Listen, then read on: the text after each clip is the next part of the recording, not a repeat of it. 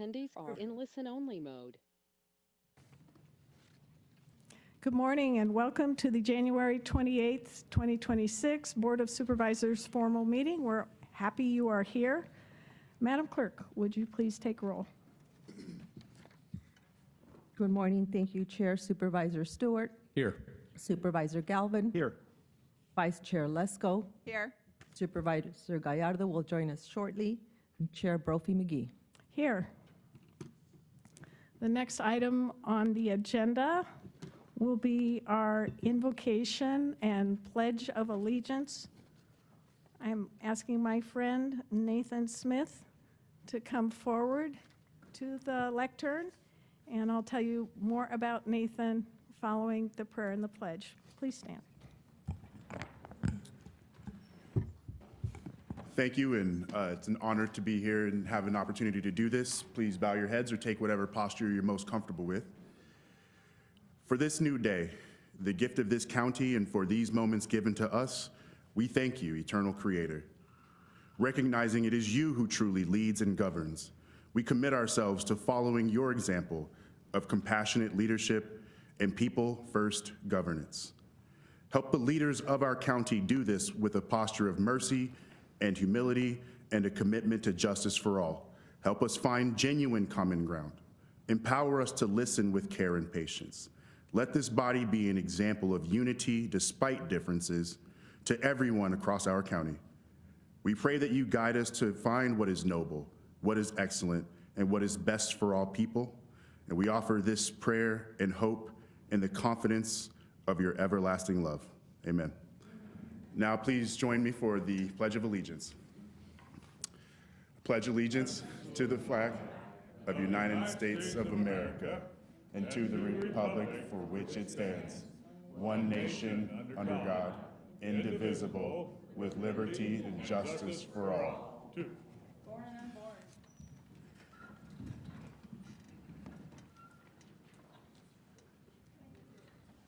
Thank you. I wanted to tell you a little bit about Nathan Smith, who is the CEO of Central Arizona Shelter Services, known as CAS.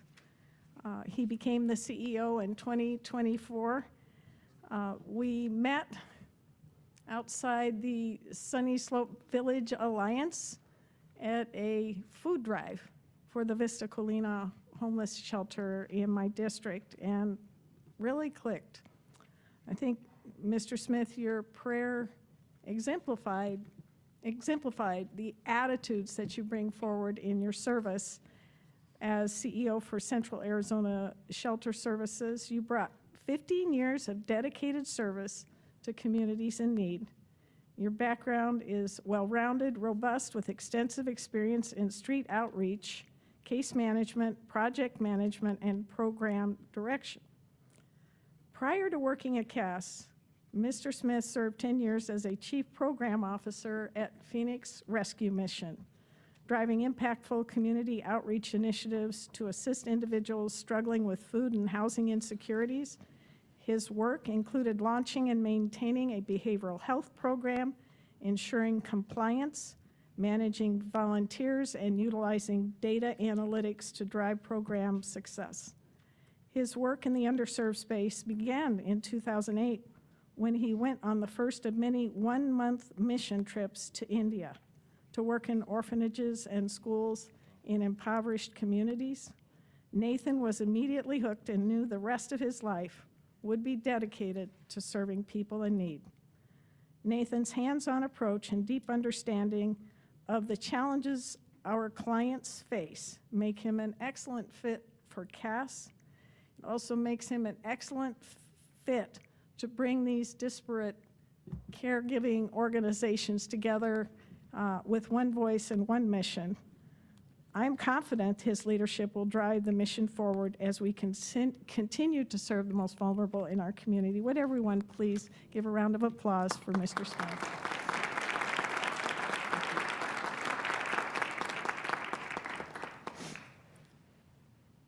Next up on the agenda, Pet Showcase.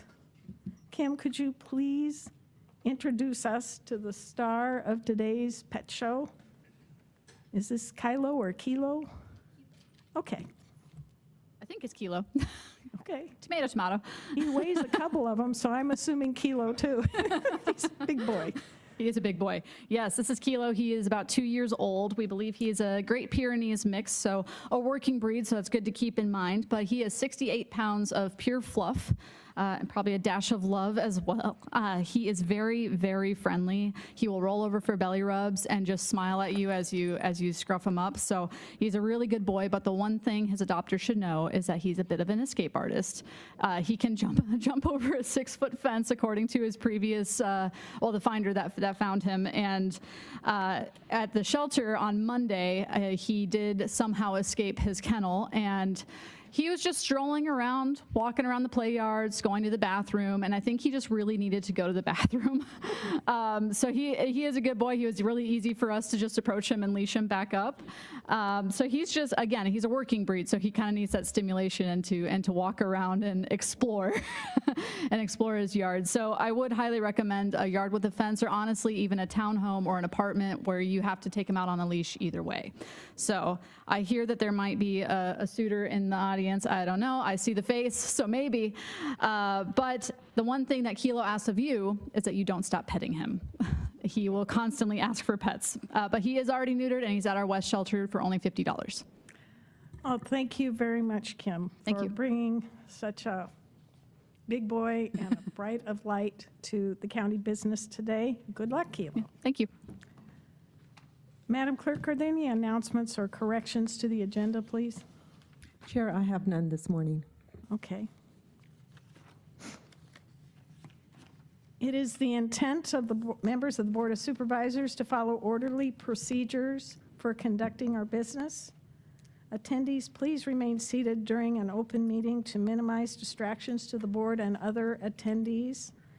No person attending an open meeting shall engage in disorderly or boisterous conduct, including, but not limited to, applause, whistling, stamping of feet, booing, or making any loud, threatening, profane, abusive, personal, impertinent, or slanderous utterance that disturbs, disrupts, or otherwise impedes the orderly conduct of the meeting.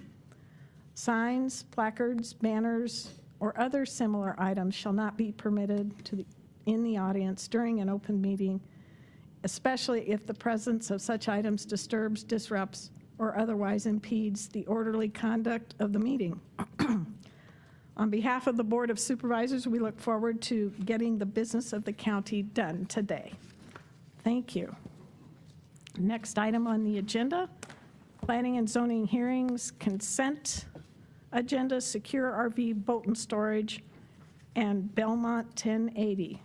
Supervisors, do you wish to remove any item from this consent agenda? Hearing none, the board will now consider items 5 and 6. Is there a motion, Madam Vice Chair? Madam Chair, I move that we approve item number 5 and 6. Thank you. Is there a second? Second. Hearing a first and a second from Mr. Galvin? Yes, thank you.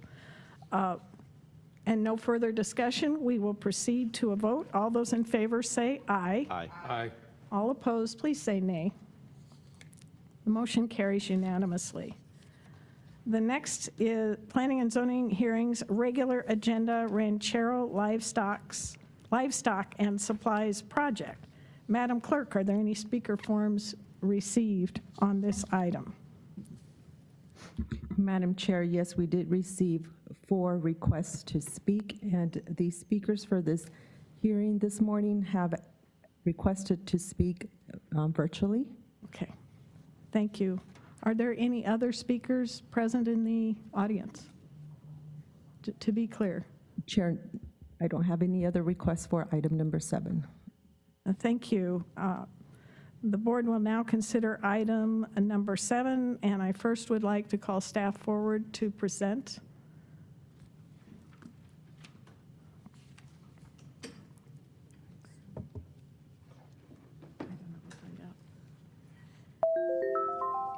And welcome Mr. Ellsworth and Mr. Gerard. If you could please identify yourself for the people in the audience. Good morning, Madam Chair. I'm Tom Ellsworth. I'm the Director for Planning and Development, and I have with me Darren Gerard, who is our Planning Manager. Okay. Your time is up. No, please proceed. Madam Chair, this item is case number SU 250021, known as the Ranchero Livestock Supplies Project. This is in District 4. It's located on Patton Road, on the north of Patton Road, on the west side of 224th Avenue in the Whitman area. Specifically, the request is a special use permit to allow a cottage industry home-based business consisting of hay storage, loading, and delivery, and it includes the operation of a hay squeeze, which is a forklift type piece of equipment. The subject parcel is approximately 1.2 acres and is developed with a single-family residence. The surrounding area consists of large lot rural residential, primarily of 1 lot acres.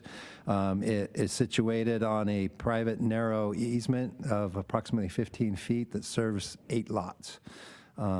This is not an industrial or commercial setting, and the access constraints of the roadway are an important part of the context of the case. At the Planning and Zoning Commission hearing, there was significant neighborhood turnout in opposition.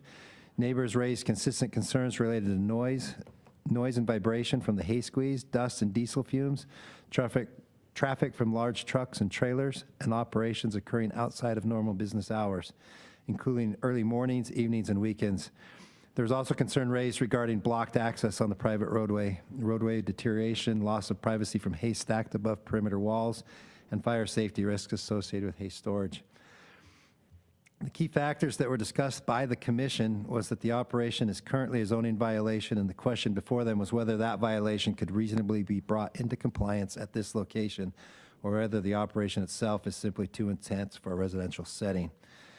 After extensive discussion, the commission ultimately reached a compromise position. Rather than denying the request outright, the commission voted to recommend approval of the SUP for a limited 2-year period. The intent was to provide the property owner time to relocate the business to a more appropriate location while placing enforceable conditions on the operations.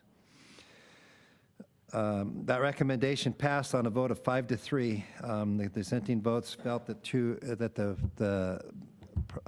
the proposed use was too intense for the site. The conditions of approval include strict limitations on hour of operations, restrictions on where and when the hay squeeze may be used, roadway maintenance, and dust control requirements, and clear enforcement language, including the ability to revoke the permit if conditions were violated. However, since the commission hearing, a neighborhood opposition has continued. Neighbors have expressed concerns that the applicant will not comply with the conditions, citing the existing non-compliant operations as evidence. Additional correspondence has been submitted to the board and also indicates that the applicant already operates a hay business at a commercial location in Wickenburg. And neighbors argue that this activity should occur at that location rather than in their residential neighborhood. It is also important for the board to note that opposition within the 300 feet now exceeds 20% by both parcel count and land area, which triggers a supermajority vote requiring 4 affirmative votes to pass. With that, I'll take any questions you have. Thank you. Supervisor Lesko, Vice Chair, this is in your district. Would you like to proceed, or would you like to hear from the applicant? Questions for staff? Thank you, Madam Chair. I do have a question for staff. Madam Chair and Tom, can you confirm that on the map, this map, that the top, so this item has now changed to red, opposed, and that opposition letter was submitted before the deadline?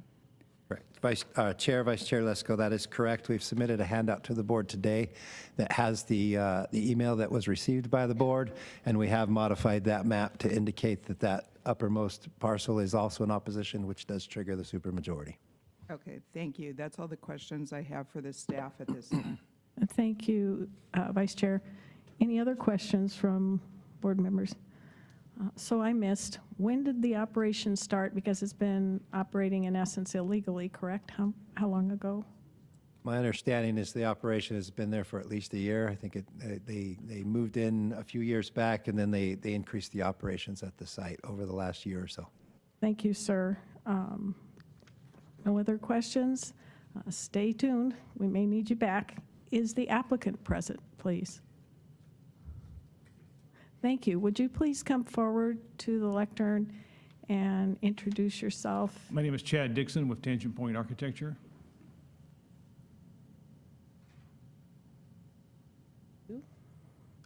Please proceed within a reasonable amount of time. I'm figuring the former chair suggests 5 minutes. Okay?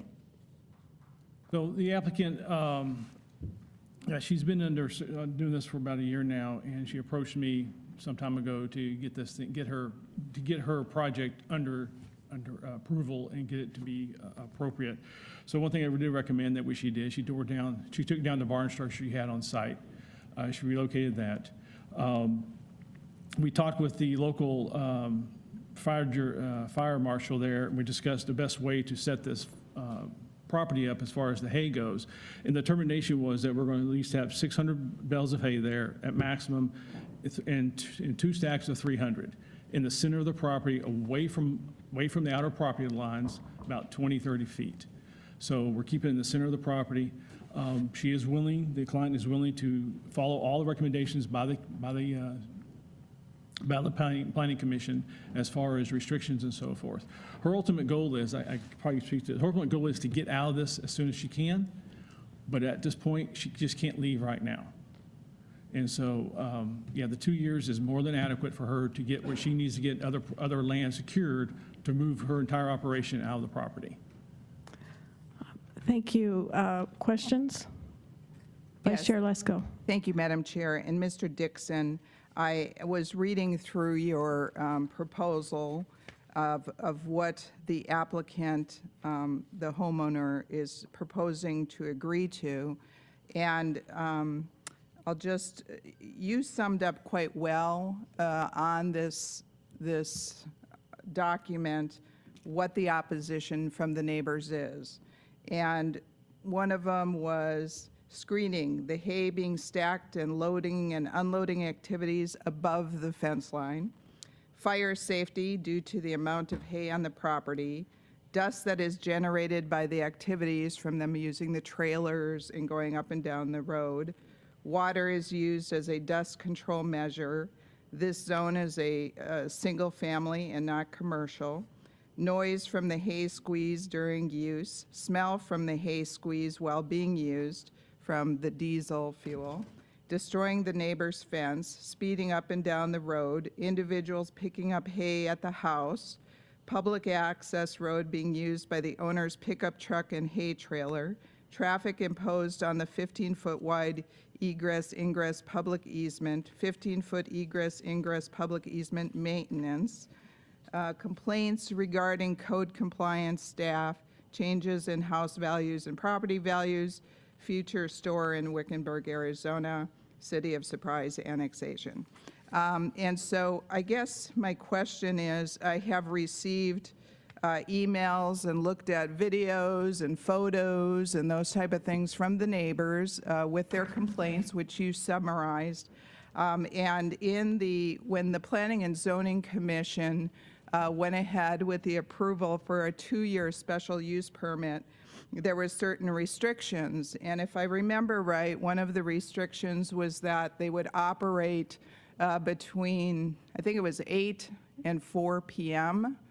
And that happened in December, was when the Planning and Zoning Commission, voted on that.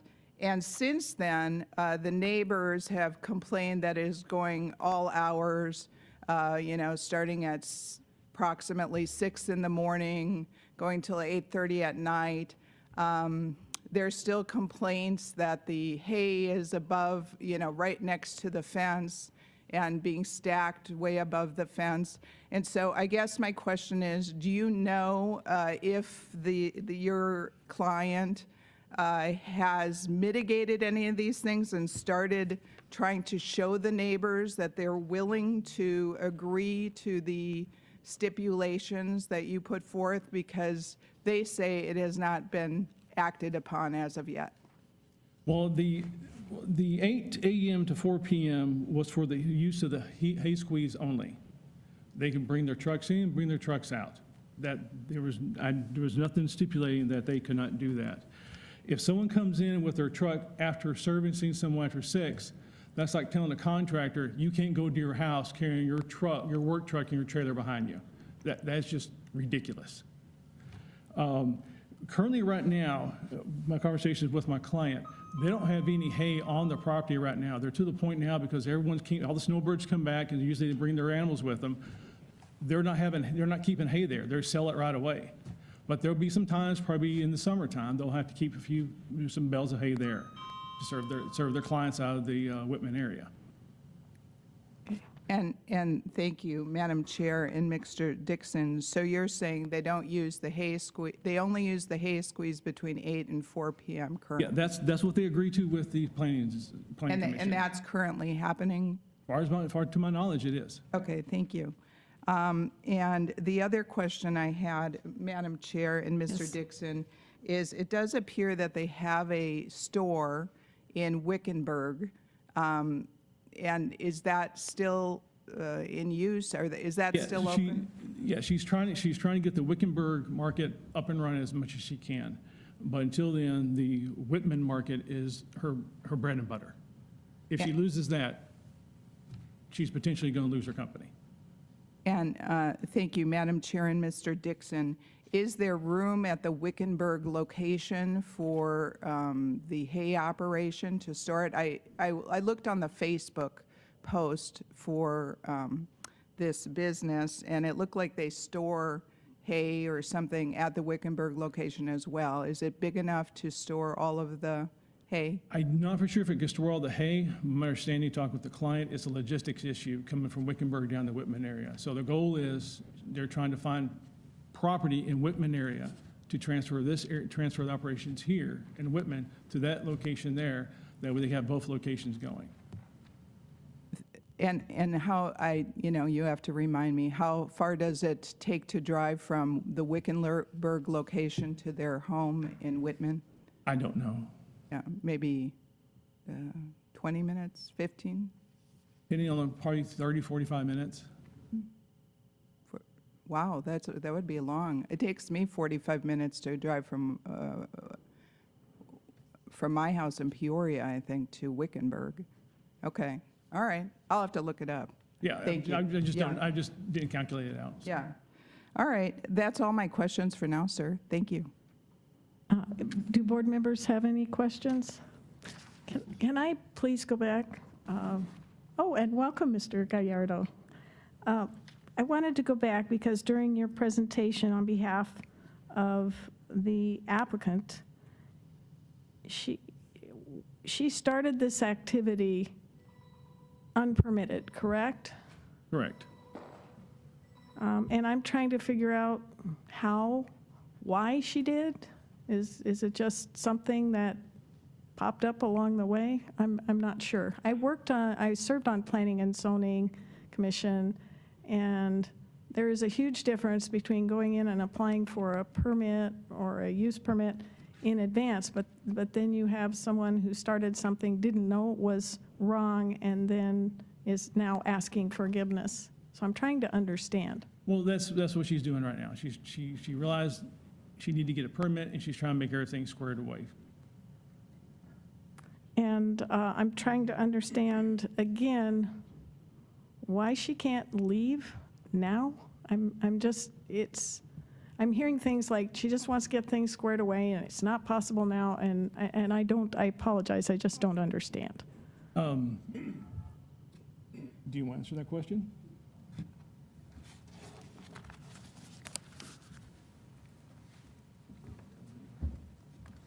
Thank you. Welcome. Please state your name for the record. Reida Castro. Thank you. So your question, can you repeat the question for me?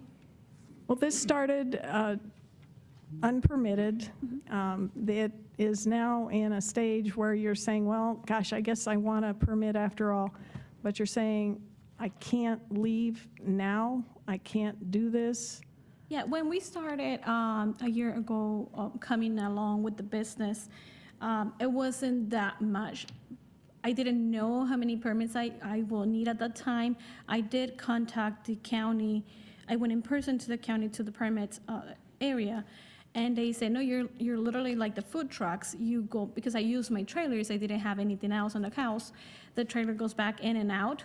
So we didn't have this business as grow us right now. And I didn't know, after that, I didn't look forward for any permits or anything like I really need to be done at the time. Now the business has been growing, and now I was like, okay, probably I do. Then the county came with the complaint, and they asked me to move forward with the special use permit. Okay, that's making a little more sense. Thank you very much. You're welcome. Any questions, comments? Thank you. Thank you. Please have a seat. Next, we will hear from opponents and proponents. It's my understanding we have 4 opponents waiting to speak. Madam Clerk? Madam Chair, that is correct. The 4 that registered to speak are in opposition. Okay, please proceed. Madam Chair, do you have a time limit so they are aware before they start? Let's go with 3 minutes each. Thank you. I will call on Debbie Thompson. Hello. Thanks for letting us speak. They were asking on how long it takes to get to Wickenburg from here. It's probably 20, maybe 25 at the max. It's not that far. And they have still got hay in their yard. This last weekend, they were busy. They have got a spot up on 231st and Patent, and I have not been up there, but my understanding is they have got it fenced in, and they have hauled hay up there, and they're running their business out of there. And then Wickenburg, which there's times we go by Wickenburg and they're never open. So you can't do business if you're not there to run it. And they said the squeeze from 8 to 4. There are lots and lots of times that squeeze is running before 8 o'clock and way after 4 o'clock. They will let it sit and run, just sitting for hours at a time. And those fumes will drift. We're right on the north side.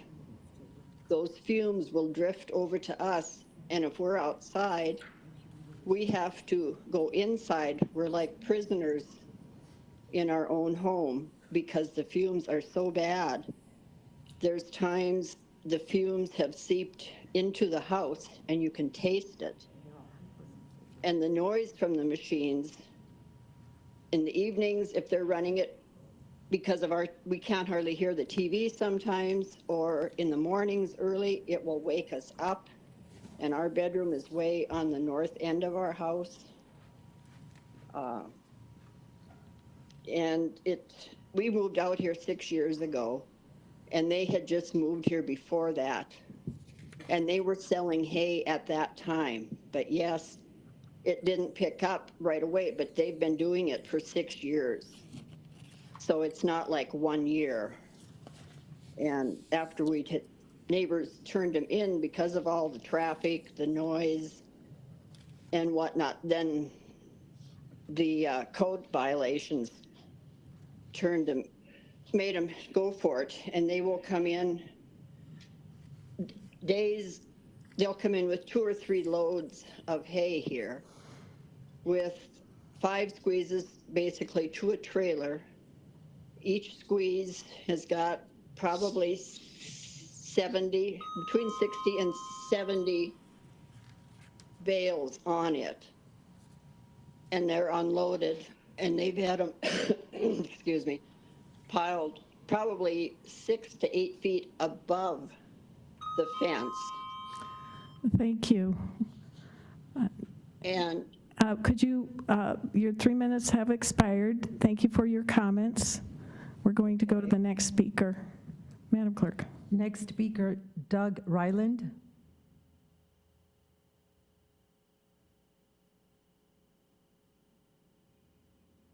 Mr. Ryland? Madam Chair. Let's try the next speaker. Thank you. Sarah Blair, or Blyer? Sarah? Hello, yes, it's Sarah Blyer. Thank you. Yeah, I just as quickly as I can because I have a lot of concerns and some remarks regarding some things that I've heard. Main concerns are basically what you all have stated. I am the end house, so I am on the north side. It goes me and then Doug, Debbie, and then we have the house in question that sells hay, and then we have the end house. The road well damage is a major concern. The hours of operations, like others have stated. I know that we're, I believe, having a little bit of conflict of what the actual details of this are. Are they allowed to use the road in and out? They also have the hay squeeze in and out after hours, and then it is being run on their property after hours. So I think there's some confusion between the parties of what is actually allowed. Currently, since our last meeting, none of the things have been followed. The hay was recently stacked in their yard, basically around the perimeter, like Debbie said, very high. And they've recently this week cleared it out. So not only is our street affected, but also Patton is the only way in and out of town, going west and east. And that is the main road to all residents, and they're blocking that as well.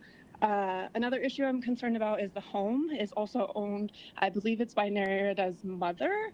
So I'm not sure if she's aware or, if there's any issues with them not even owning the home. Yeah, so I think that pretty much covers everything. I don't think Mr. Dixon knows a lot of details on what's happening.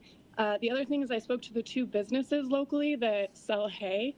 I believe they're the only two commercial businesses. They're along Grand Avenue. And the one stores maximum 500 bales. And the other, they are getting 2 squeezes per week, which, as Debbie said, is about 70 bales each. And they stated that storing more than that, the rodents, the mold, all those things is just not safe. So that's kind of some of our main concerns. I think I've kind of covered everything. Thank you very much. Madam Clerk? Madam Chair, last speakers that signed up in opposition, George and Ilabel Orvala. Thank you. Hello, this is Ilabel Orvala. I am the first house on the road of North 224th and Patton, and we get a lot. I also want to thank you first for letting us speak as neighbors. As you know, you have received all our complaints, concerns, pictures, videos that were sent to you. We did speak with Mr. Dixon and Neri and Fabian on July 25th. We submitted our concerns. Nothing has changed. It's gotten busier and just downright ridiculous. The road and traffic concerns, very heavy loads up and down, machines, trucks, gooseneck trailers, customers, breaking of our curbing by our house, bending the neighbor's fence. He lives east of us. Emergency trucks trying to get in and out. We had an incident again, July 2025. Driving up and down Patton Road, hay squeeze. There's no signs of improvement here. The noise of the machines, heavy equipment, diesel smell, the blue smoke, the gas. Yes, as Debbie has stated, we are prisoners in our home. We cannot sit outside and barbecue. We cannot use our swimming pool because the hay is over the 6-foot fence. And when they have the goosenecks loaded, the men are standing up on their bales trying to strap it down. We have no more privacy. The carbon monoxide, you taste it, then you start coughing. And there's times at night we're wondering if we're even going to wake up in the morning. It is so bad. They brought in recently a 40-foot toy tree hauler. I'm not sure what that's going to be used for, but it was could have been a very bad incident trying to get it off of Patton Road onto this narrow road of North 224th Avenue. The business license, also I was wondering if it's a peddling license. They're running 2 businesses out of the same house, and you can check it on Facebook. One is the Rancho Livestock and Supply. The other is Fabian's Hay Sale. They're selling hay first from the house and also on 163rd and Patton, the house, and then they moved from the house to 221st Patton and the store in Wickenburg, and now they're at the house and 223rd and Patton Road. It's an ongoing nightmare. We can't sit on the front. There's our patio. We can't sit in the back. Like I said, there's lack of privacy, no respect. We just don't understand why this is going on like this. And There's been no communication other than a text that she wanted us, all the neighbors, to sign some papers, and we all refused until this got settled. We vote no. We want to keep this a neighborhood, non-commercial single-family residence. So again, I want to thank you for your time, and I appreciate all the work. And Debbie Lesko, thank you so much. You spoke very well about this case.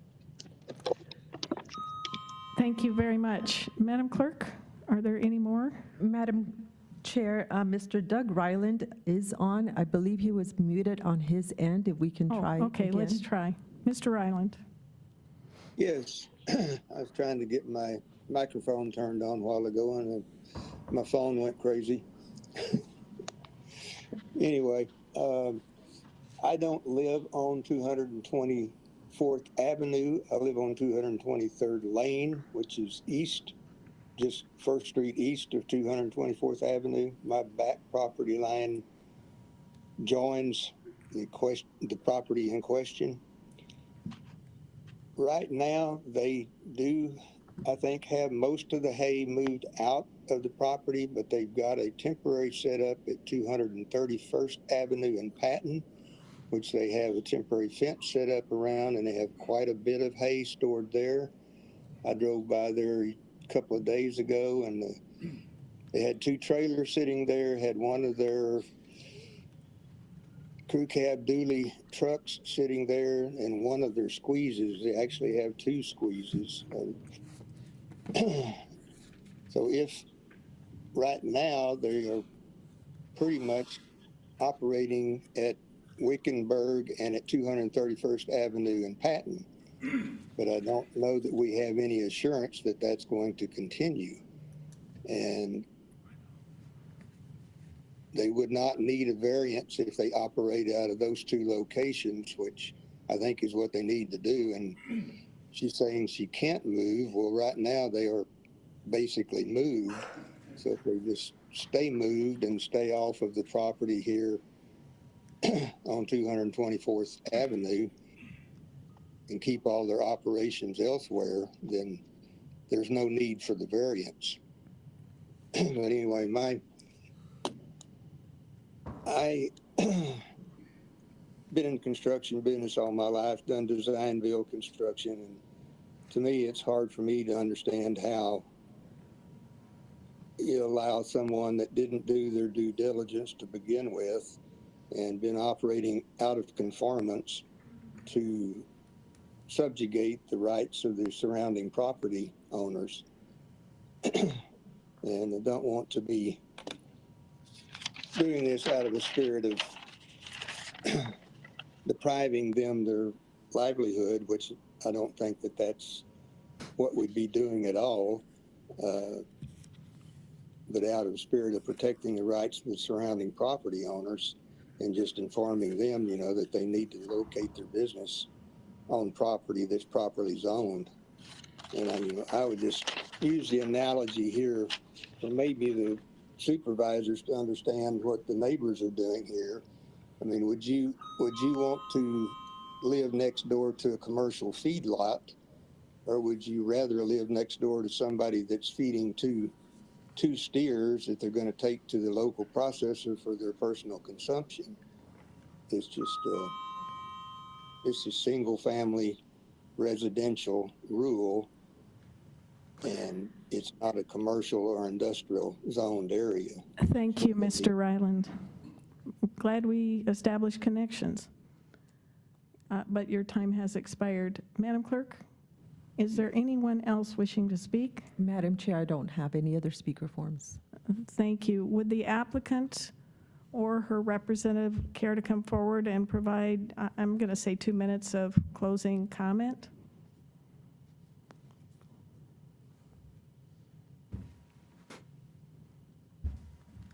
Thank you. As you hear, we do have a location at 231st right now. At this moment, the landlord, it's been working to turn the land into a commercial land, which is that way we go back and forth to, or my house, which is a 224. So as a business, the landlord from the 231st, it's currently working with Maricopa County, turning that zone as residential. He has 30 acres in there. He might turn that into a commercial zone. We don't know how long it's gonna take the process, so that's why we're asking time to use my land. I do remove everything from the land. I totally understand the concern of the neighbors and the roads and the equipments. Equipments may have hours. The operations haven't been done since we start with the process from 7 to 4. I followed those rules and I followed those directions. Concerns has not been come just because of the business. That concerns has been there since day one. I moved there between my first with my first neighbor. I don't know, she just, every time that I've been out, I used to work as a teacher, every time I receive texts from them concerning, everything concerns them, not just the business as we started. As a neighbors, she just like to the county has been come so many times to my house and so many times have been denial of any concerns that she may have. Wickenburg, I am working in the location in Wickenburg to expand that land a little bit more with the landlord as well. So that's why we're asking a short time to make this process keep moving forward, and then we can move out from there. Thank you. Supervisor Lesko. Thank you, Madam Chair. Can you repeat your name? Because Nereida. okay, so in the letters from Nettie. your neighbors, thank you. Oh, it's Neri. Is that Nettie, your because name? my nickname is Nettie. Okay, got Yes. you. I was kind of No, confused. my nickname is Nettie. Babin and Neri. Yes, Okay, yes. thank you. And I am sorry, one more thing. I'm the owner of the 224th Avenue, which is my house, and my mom is a co-signer. Okay, thank you very much for clarification. Anything else? Questions, comments from board members? Hearing no other participation, questions for staff? They're available. Okay. Madam Vice Chair, would you please introduce a motion on this issue? Understanding that it takes a supermajority, so I will request a roll call vote from the clerk. And I do have a question for clarification of staff. It's a supermajority for a approval, correct? That's correct. Okay, thank you. Madam Chair, I move we deny item number 7.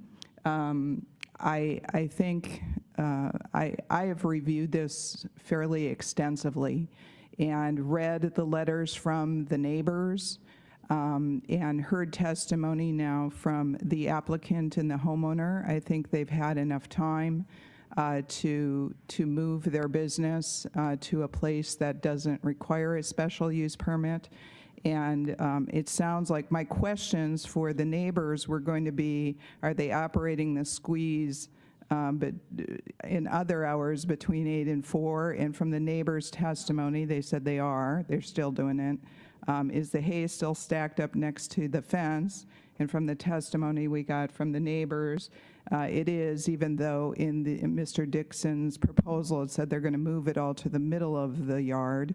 And the other concern I had was about, one of the complaints was that this is a private road and they all chip in for it, and there's all ruts in the road because of the use of the product, in that I think the Orayas,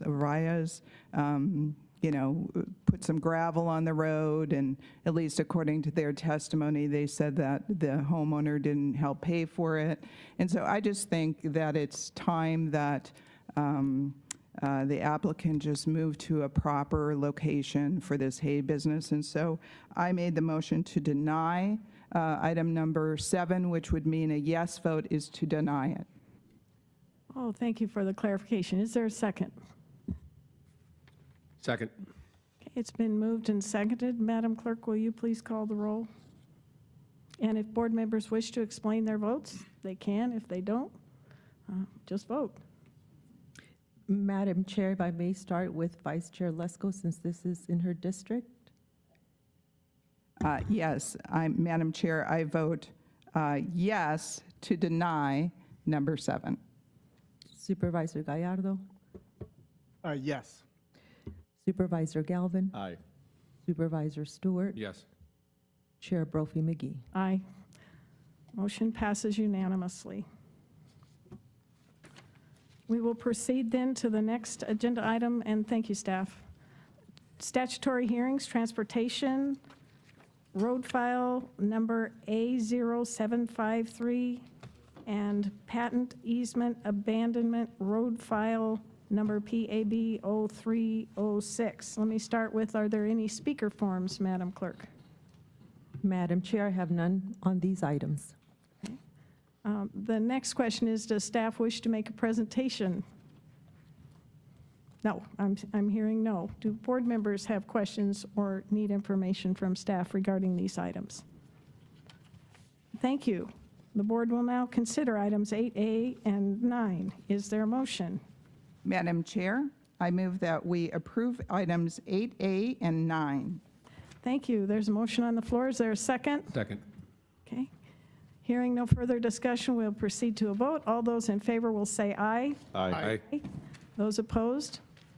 Motion passes unanimously. Now we move on to the consent agenda for the Board of Supervisors, items 10 through 130.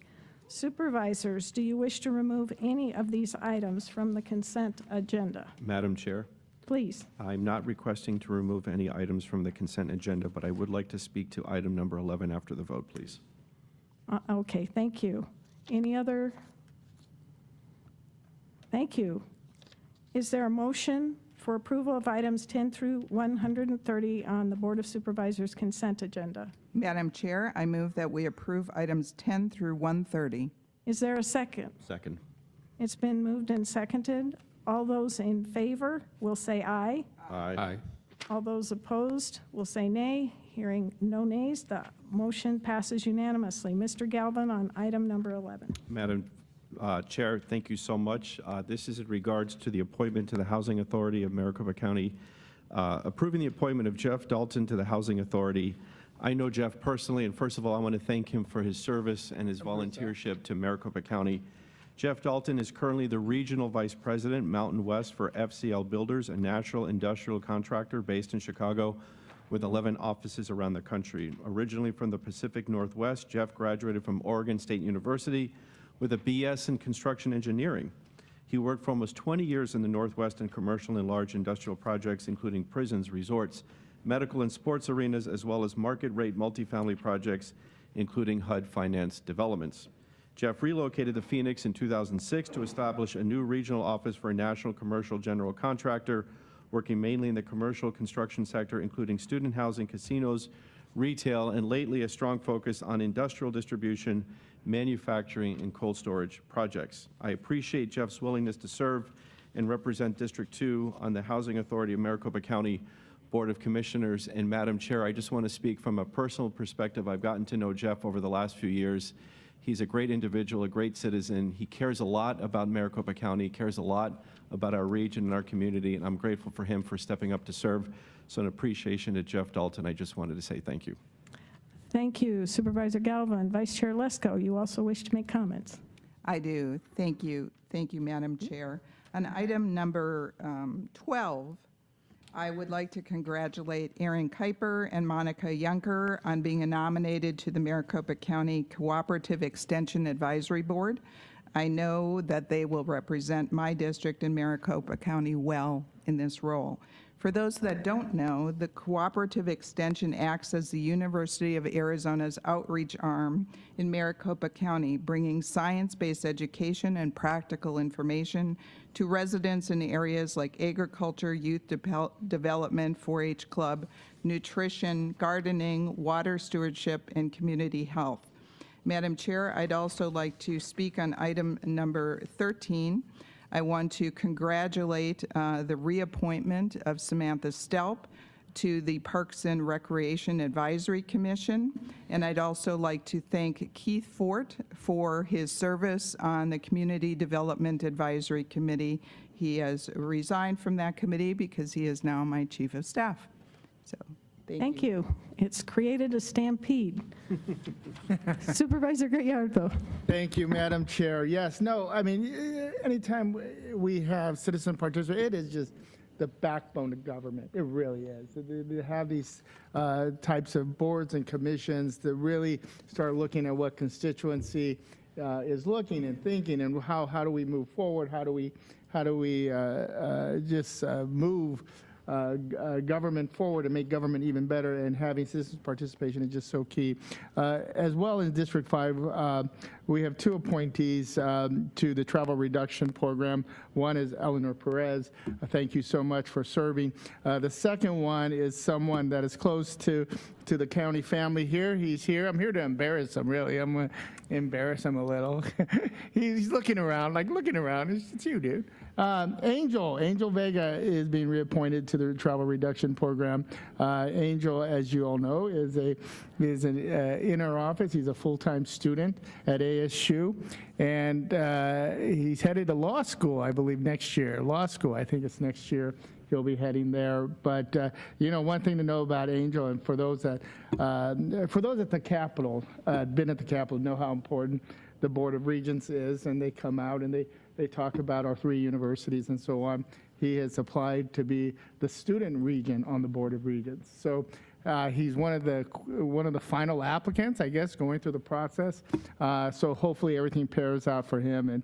But anyways, thank you, Angel, for everything you do. I know it's a tough gig, being a full-time student and then coming down here at the county, working on behalf of constituency in District 5, and then also serving on the travel reduction program. Thank you so much for your time and service. Thank you, Mr. Gallardo. Supervisor Stewart. Thank you, Madam Chair. I just want to make a comment real quick on item number 28. Every 30 seconds, someone is human trafficked in the world. And we are accepting a $400,000 federal grant for training and software for MCAO, the Maricopa County Sheriff's Department, to track and prosecute human trafficking. We'll be hiring a prosecutor, paralegal, and criminal intelligence analyst to work with MCAO to prosecute these human trafficking cases. And on that note, next month, there will be Night of Hope 8, which actually will be in District 4 in your district, Supervisor Lesko, which is an evening where we bring together community leaders, law enforcement, stories from people that have been human trafficked. It'll be on the west side of town at the, excuse me real quick, at, Pure Heart Church. And it will be from 5 p.m. to 8 p.m. So I recommend that you look that up on Facebook. There's an event there. I'll be attending, and it is a great event to elevate our awareness and our voices to end this tragedy. Thank you. Thank you, Supervisor Stewart, for highlighting that this is Human Trafficking Awareness Month. Appreciate everyone's comments. Let's move on to item 131, Environmental Access Agreement. Madam Clerk, has anyone signed in to speak on this item? It is a regular agenda item. Madam Chair, yes, I have received 3 speaker forms. Okay. We have Lori Mar Garza, Lori Baroni, and Leslie Shepard wish to speak on item number 131.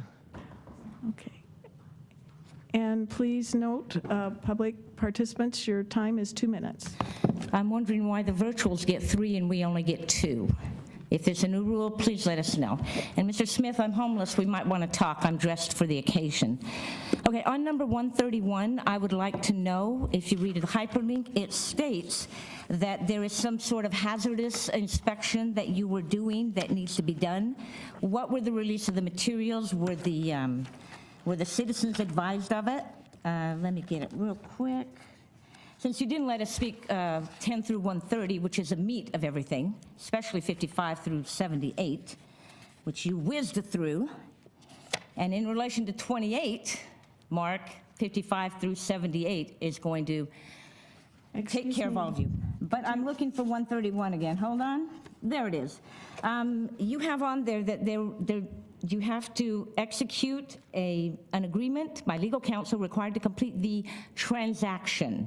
What is that transaction? And as I'm reading, it stated something that there may have been some release of hazardous substances. Now, Tell me when that happened, and you are now going there to inspect it, and you have a 10-page contract to be allowed to go in to inspect if hazardous substances were released. When was it released? Has this already been taken? Were the community members around this incident advised of the potential hazardous material and why you had to send hazmat there to look at this? Anybody? That is my question. You got 25 seconds to answer. Or I'm going to criticize you for not letting us know. Hold on, it's still mine. I'm going to criticize you for not letting us know about this, or was it on the news? Excuse me. Now you may. Thank you. Who's next, Madam Clerk? I will call staff forward at the end of public participation to answer germane questions, please. Oh, Rose, you're going to go down with the Please Titanic. have a seat. Next up, Lori Baroni, followed by Leslie Shepherd.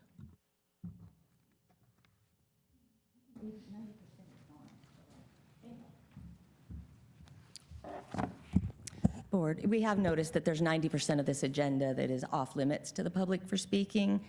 Once again, we're violating all kinds of rules about, the public being able to speak on things that affect the money that we're spending. Also, Ms. Lesko, I wanted to recognize the fact that you just recognized... Excuse me, please confine your comments to agenda item number 131, Environmental Access Agreement. All right, we'll still come back to her daughter getting the Parks Department job. Excuse me. It's my turn to talk, ma'am. About item You're requiring unanimous you're requiring unanimous consent and involvement regarding environmental access, utility easements, and roadway dedication, all matters that directly affect property rights and long-term county obligations. Yet the public is given no realistic way to participate, question, or challenge these decisions unless they can physically remain here for hours. The board used to allow webinar participation. That access has been quietly removed by law, not by policy. Not by law, but by policy. Policies cannot override our constitutional rights. When decisions involving land, environmental authority, and permanent easements are pushed through with minimal public voice, that is not consent, it is exclusion. And we, the people, are not observers. We are the governing authority. Our voices do not disappear because participation has been made inconvenient. If this board values legitimacy, it must restore equal public access, including webinar testimony, before continuing to normalize public silence. Although I did find it interesting that you allowed 4 people to speak today by webinar for 3 minutes each. So does that make you hypocrites, or just making up your rules as you go?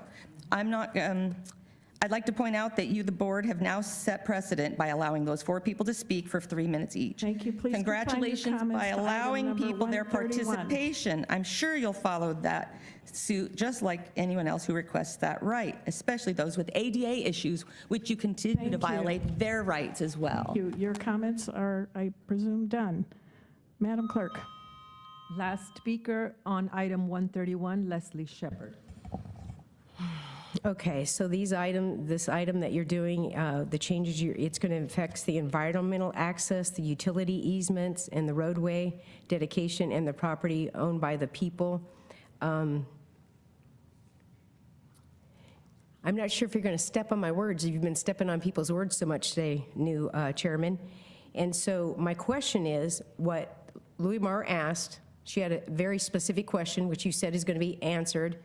I'm not sure if you remember what it was, but, you said you would wait till the end of all this because we're like a herd to you. I do notice that people that wanted to call in on this actually weren't allowed to have webinar access. I was wondering what you do to determine who gets to have the webinar access. And I think it is a fair question to ask you, why are they given 3 minutes opposed to 2 minutes? Why is that important when it comes to agenda item number 131? Because the decisions you're going to make here today are going to affect a lot of people. I've gone out to some of the locations where you guys have agreed on things and you guys passed things, and I definitely see that their safety issues weren't even addressed.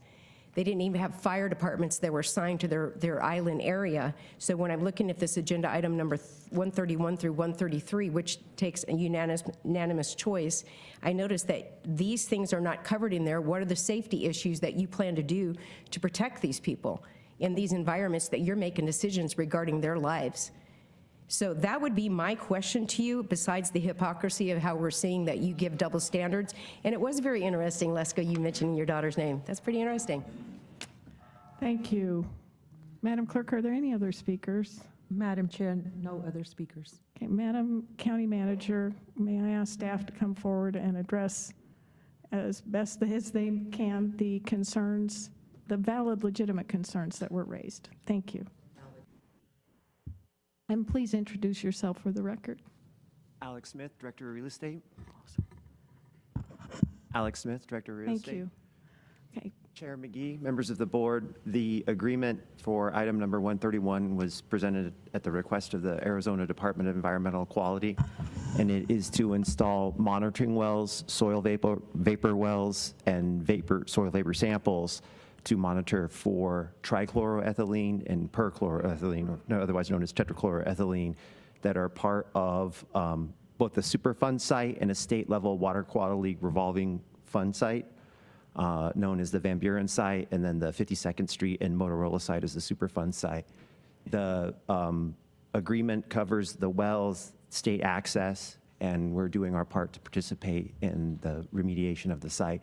The release of chemicals on the site were before the county owned the property, and the original agreement was part of a 2001 consent decree with the railroad, who we purchased the property from, and the state to settle any liability that the county may have had, but the county did not admit any liability in that consent decree. Thank you. Any questions for Mr. Smith? Thank you, Madam County Manager. Any further comments? No, thank you, Chair. Thank you. Hearing no discussion from the board members, this item does require a unanimous roll call vote. May I ask for a motion? Thank you, Madam Chair. I move that we approve item number 131. Is there a second? Second. It's been moved and seconded. Madam Clerk, would you please call roll? Thank you. Supervisor Gallardo? Aye. Vice Chair Lesko? Aye. Supervisor Galvin? Aye. Supervisor Stewart? Aye. Madam Chair Brophy Aye. McGee? Aye. Motion passes unanimously. Thank you, board members. We'll move on to item 132 on the Board of Supervisors' regular agenda, resolution authorizing board chair to execute certain utility easements. And the board will now consider item 132. Madam Clerk, do we have anyone signed to speak on this issue? None on this item, Madam Chair. Okay. Again, reminding board members, this requires a unanimous roll call vote. Is there a motion on item 132? Madam Chair, I move that we approve item number 132. It's been moved. Is there a second? Second. It's been moved and seconded by Supervisor Galvin. Madam Clerk, would you please call roll? Supervisor Gallardo? Aye. Vice Chair Lesko? Aye. Supervisor Galvin? Aye. Supervisor Stewart? Aye. Madam Chair Brophy McGee? Aye. The motion passes unanimously. Moving on to number 133, warranty deed for roadway dedication to the city of Phoenix. This item also requires a unanimous roll call vote. Madam Clerk, has anyone signed in to speak? None on this item. Thank you. Is there a motion, please, on item 133? Thank you, Madam Chair. I move that we approve item number 133. Is there a second? Second. It's been moved and seconded, ahead by a nose, Supervisor Gallardo. But thank you, gentlemen. Thank you both. It's his district, so he gets a tiebreaker. Thank you. All that being said, let's proceed to a unanimous roll call vote. Supervisor Gallardo? Aye. Vice Chair Lesko? Aye. Supervisor Galvin? Aye. Supervisor Stewart? Aye. Chair Brophy McGee? Aye. Motion passes unanimously. We'll now move to the addendum of the Board of Supervisors, number 134, the appointment of nominee to vacated seat of Constable White Tank Justice Precinct. Are there any comments or questions from board members in relation before a motion goes on the floor? Supervisor Lesko, followed by Supervisor Gallardo. Thank you, Madam Chair. I want to thank Mark Sinclair. He served as a constable from 2018 to 2025 with over 7 years of service to the White Tanks Justice Precinct. I want to thank him for his service and commitment for all those years. Constable job is a difficult job, but very needed job.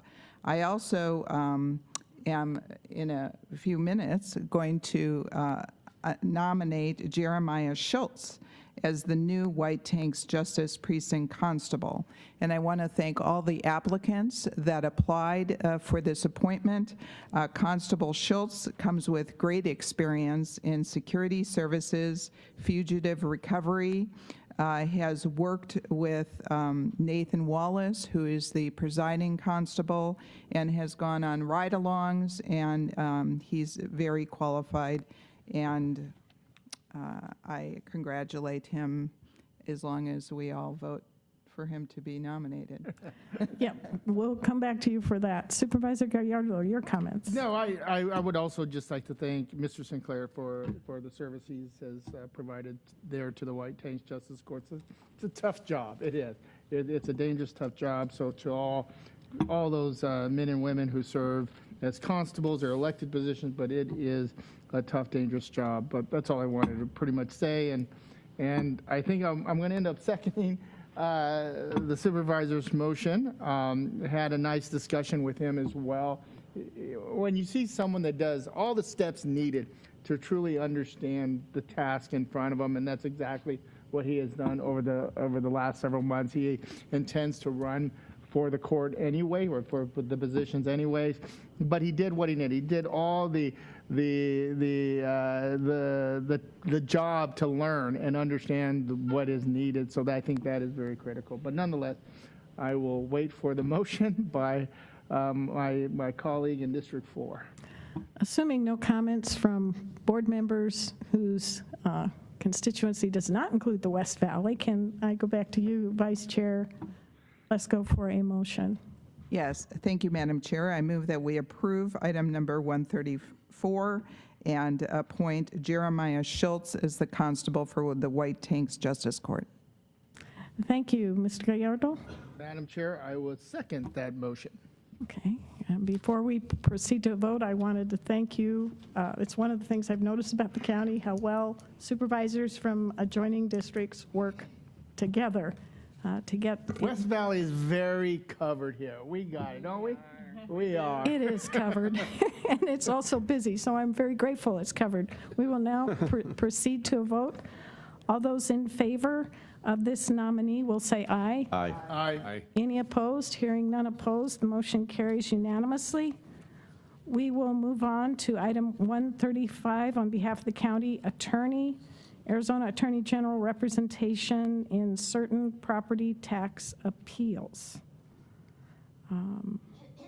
I will also include the Human Resources Chief Deputy County Treasurer appointment. I wanted to double check with Madam Clerk, did we have anyone to speak? Madam Chair, none were received on these items.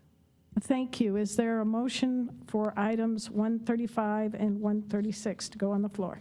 Thank you, Madam Chair. I move that we approve items number 135 and 136. Thank you. Is there a second? Second. It's been moved and seconded. Thank you, Mr. Stewart. Hearing no further discussion, all those in favor will say aye. Aye. Aye. Aye. Hearing none opposed, motion carries unanimously. We will now recess as the Board of Supervisors and convene as the Improvement District, and the board will now consider items 137 through 139. Let me double check. Madam Clerk, has anyone signed in to speak? Madam Chair, none. Thank you very much. The board will consider a motion on 137, 138, and 139. Madam Chair, I move that we approve items number 137 through 139. Thank you. Is there a second, please? Second. It's been moved and seconded by Supervisor Galvin? You got it. I'm not used to you seconding things. I'm not used to it either. You're really doing well. My apologies. The board will now proceed to a vote. All those in favor will say aye. Aye. Aye. All those opposed?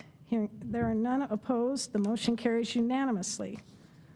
We will adjourn as the Improvement District and convene as the Flood Control District Board of Directors and consider items 140 through 147, the amendment of the IGA with the City of Mesa, delegation of floodplain regulatory services, declare and sell excess parcel, IGA with the City of Scottsdale and the City of Phoenix, purchase agreement for sale of flood control district parcel, sale of real property, minutes, easement, right-of-way, and relocation assistance documents.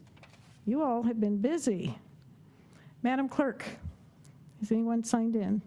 Madam Chair, I do have one speaker form from Paul Gilbert. He signed up in favor and marked to speak only if necessary on item number 141. Thank you. Welcome, Mr. Gilbert. Thank you. I'm assuming you're not going to speak.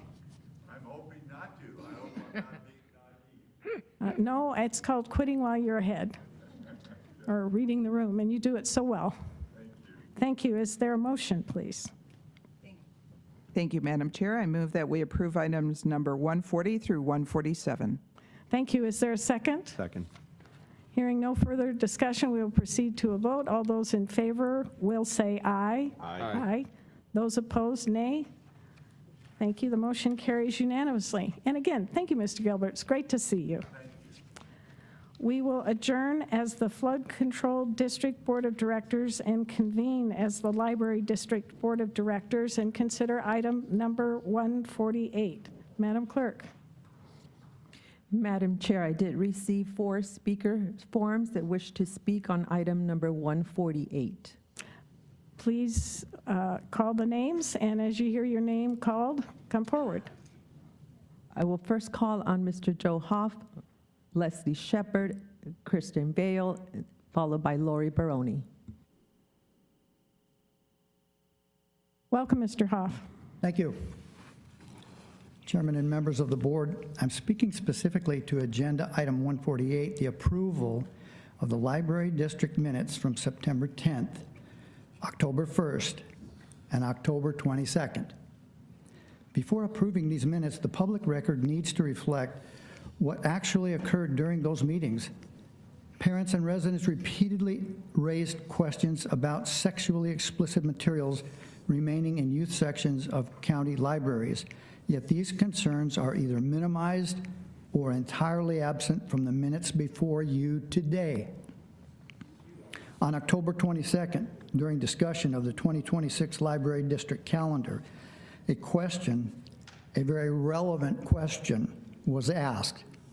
What is the board's timeline for removal of inappropriate material from children's section? And it's appropriate in that you're considering an annual timing with regards to this. That question was met with a recess, followed by the removal of the person who asked the question. None of that appears in these minutes. I also note that just this Monday, the board convened executive session discussions on open meeting law and decorum. That timing is not lost on the public, given the pattern of silencing, recessing, and now approving minutes that omit contested public comment. Minutes are not supposed to sanitize controversy. They are supposed to preserve the public record. When removals, constitutional objections, and unresolved public safety concerns are excluded, the record becomes misleading. I respectfully request that these minutes be corrected or supplemented before approval and that this board restore webinar access so citizens can participate equally without fear of removal or later editing. Transparency is not optional. It is a constitutional duty. Thank you. Thank you, Mr. Hoff. Madam Clerk. Next up, Leslie Shepard, Christian Bale, Lori Baroni.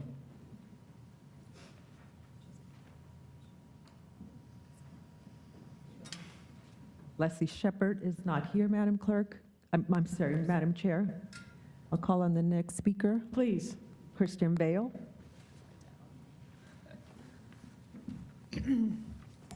Welcome. Welcome. Thank you very much.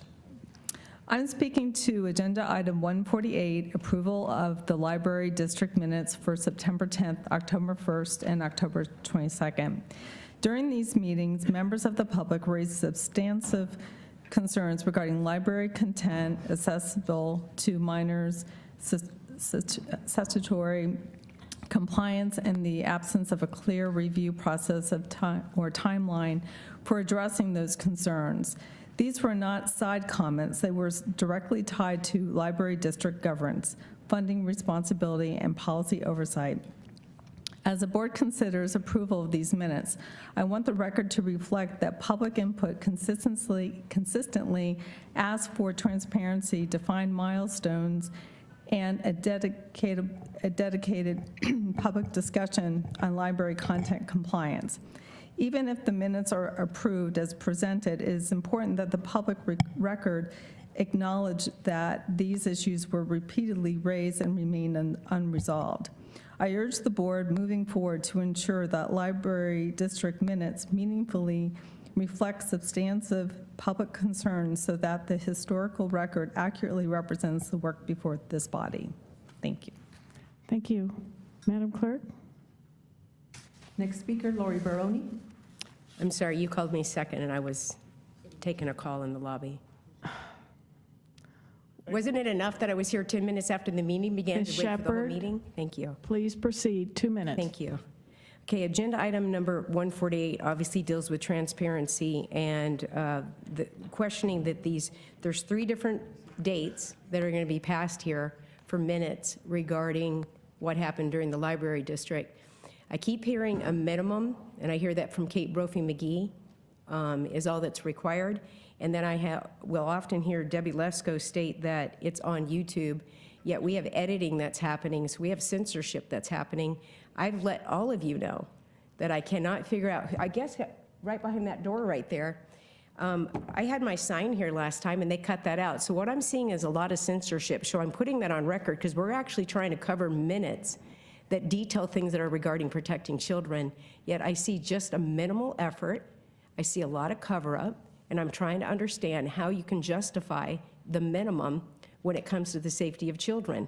And I've asked you about who does the editing. Now, Mr. Galvin, you being my representative, you've not responded to me in 3 years. I thought it was interesting that you got a hold of Lisa Everett the second time she was here, after the first time she was here. Yeah, she went on record stating that. She came in and let the whole room know that. So I'm saying that because I don't understand why it's so hard for you guys to just get the minutes up to date or be consistent within that. You've allowed people to use the webinar, and then you've denied other people to use the webinar. You give us only 2 minutes, you give other people 3 minutes. We're trying to understand what is the consistency and what are the rules that you think that you're going to actually stand by beside made-up policy and rules that you're known for doing, Ms. Kate Brophy-McGee. And just to let you know, Sullivan versus New York Times says your guys' rules are repugnant. Thank you. Madam Clerk? Last speaker, Lori Baroni.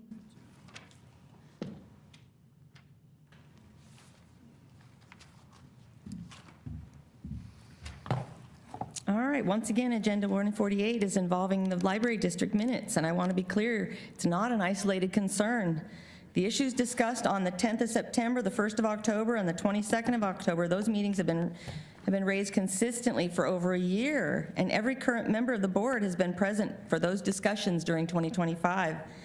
Yet the minutes before you today reflect almost none of that history. Instead, they rely on the claim that the public can simply watch the meetings online, even as videos are edited, audio quality is poor, and key moments are removed. Minutes are supposed to be the official, durable record of government action. YouTube is not. It is discretionary, editable, and already demonstrably unreliable.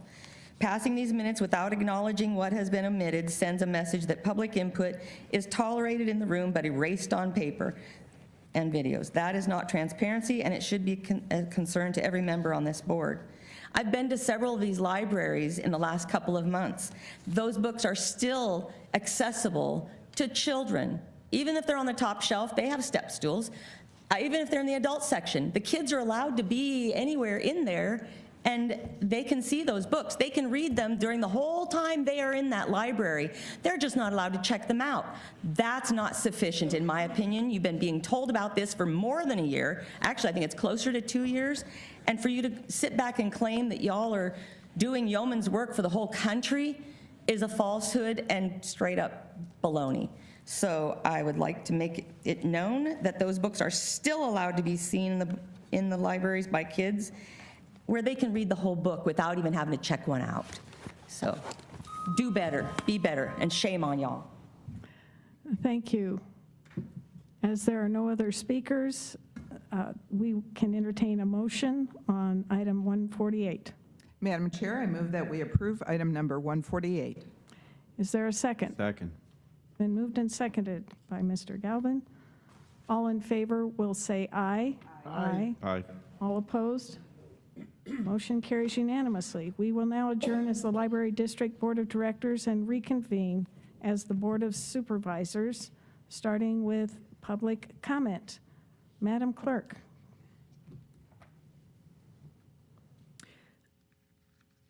Madam Chair, we have a total of 15 speaker forms to speak for public comment. Thank you. Please call the first name. First up is Diane Barker.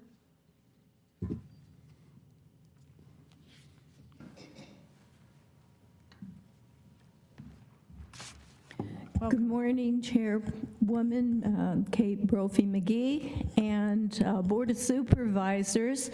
I'm Diane Barker, and I've been in the District 5 polluted district for over a decade, and in the Valley for 4 decades. And we have really instilled status quo.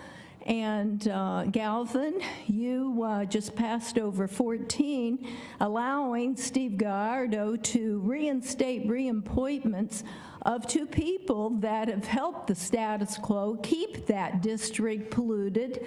I spent 10 hours, can you believe this? What a filibuster yesterday in Phoenix City Council. It actually ended up from Tuesday to today because it dismissed at 12 midnight. And what they did, they pulled one where they took out the local preferred alternative of light rail, and they moved it to Indian School instead of to the Capitol because they knew the legislature didn't want it. But what they did is they've already been in the project management stream of the federal government, so they may have taken a bird in the hand and let that loose for something. But what I want to talk about, it's proceduritis. I didn't think that I would speak against Perez or Vega because I don't know him personally. The reappointments for trip reduction on 14 that I wasn't allowed to speak on. But the fact is that Vega was with Maricopa County and Perez with City of Phoenix. And you're reappointing, you're not putting people in that would vote something else except light rail that has polluted our valley. Thank you, Madam Clerk. Next up, Silvario Garcia Jr.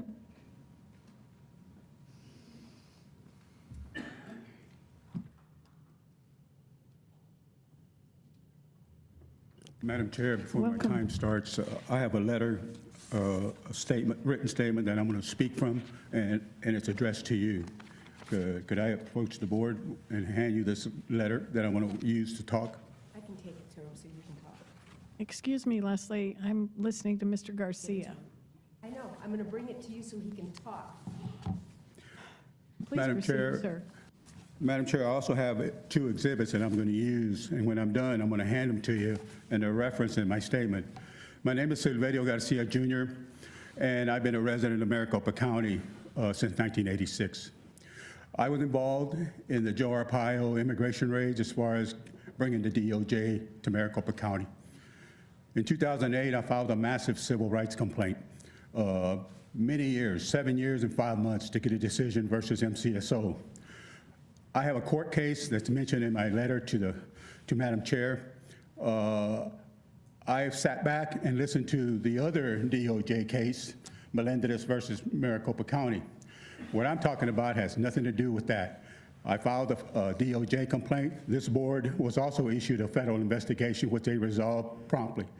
Joe Arpaio and MCSO lingered 7 years and 5 months for the DOJ. The DOJ had assumed 2 times in parallel with Melendez.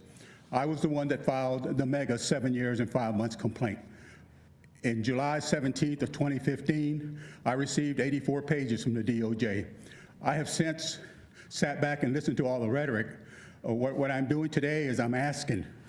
I have the actual public records request that I put with MCSO on September 19th of 2024.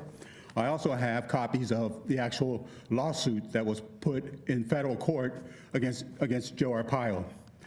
I am here asking you that I've asked for public records. I've asked to oversee this case, and I've been denied. Thank you. My time is up. Please turn Exhibit 1 and 2. please turn them over to the security guard. Thank you. Answer as to where are the records so I can do an on-site review. Thank you, sir. Madam Clerk? Next up, Jane Pfeiffer.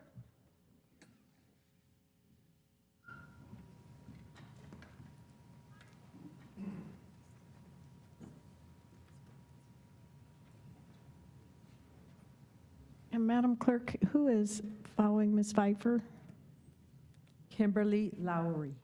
So, Ms. Lowry, if you'd be on deck, I'd appreciate it. Welcome. Good morning.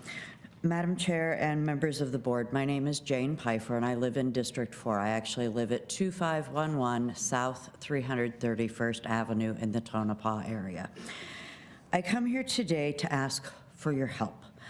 When road declarations and road file resolutions are passed or declared by the Board of Supervisors, in the past, not you folks specifically, generally, it has been for the greater good of the county and the residents. I do truly believe that. However, sometimes what ends up happening is that the file grows stale long before it is followed through on or completed. The duties and obligations created by the road file get overshadowed by much more pressing matters or get set to the side until funding sources can be found. It doesn't take long before they're shuffled to the bottom of the ever-growing to-do list. And now, 30 years later, Road Declaration File 4669, which created 331st Avenue in the Tonopah area, is still not completed. Make no mistake, parts of the road have been built by the county, just not always over land that the county owns. There is a road running through my front yard on property I pay taxes on. Don't get me wrong, I love having a road, and the road is well maintained, and it's great. And I'm not really complaining, except in a few months I will appear before you for a special use permit, and now this road has become an issue and a problem. And I'm just asking for a little help. The county does maintain this road, and it is wonderful. No one from the county attorney's office or the county engineer or McDOT has followed up on the ownership issues. I have had an opportunity today to briefly meet with Mr. Gutierrez, the Director of Transportation and County Engineering, and I have been assured that we will be following up soon, and I am cautiously hopeful, but I did want to bring this to your attention. Thank you very much. Kimberly Lowry, followed by Roger Pickrell. Thank you.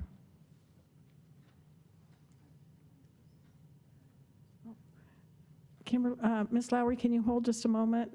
Ms. Lesko, Vice Chair Lesko wanted to add a comment. Madam Chair, I just want to say to the previous speaker, if you could contact my office with all the information, I'd appreciate it. Thank you.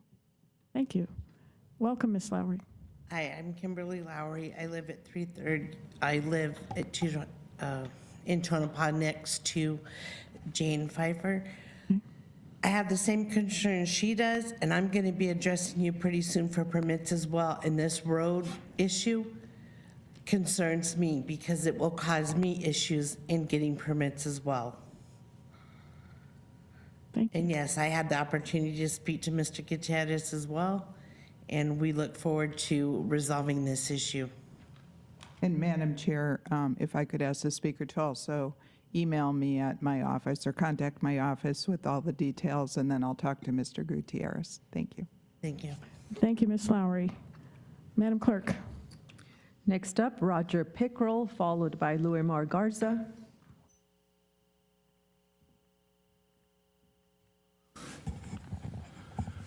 Madam Chair, Supervisors, Welcome. Happy New Year.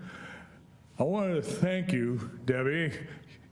It was an honor to be able this last Saturday at the AZ GOP elections for officers that we successfully had a hand count, and we provided that with everybody, all the elections there that day. amazing. 24 hours isn't a day on a clock, and we did it in a fraction of that. One day, one vote, paper ballots, and we just wanted to thank for that observation that you provided for us. I thought that was pretty cool. We'll probably have an opportunity coming up in a very near future, because we're still working towards 2026 elections. And we want to be able to stand for we the people in these elections, as you do. And we just want to thank for the opportunity to be able to share more invitations for that type of training. And when I do come up with those times and dates, I'll bring everybody in. Hi, Steve, how you doing? And you know, my wife's daughter is in the hospital, and I would have had her come on webinar, but we've been having some trouble. So, you know what? Let's put a little more parquet on that shoehorn, and let's see what we can try to make a little more America great again. God bless you, God keep you, and 2026. Thank you, sir. Madam Clerk. Louis Mar Garza, followed by Roger Mabe.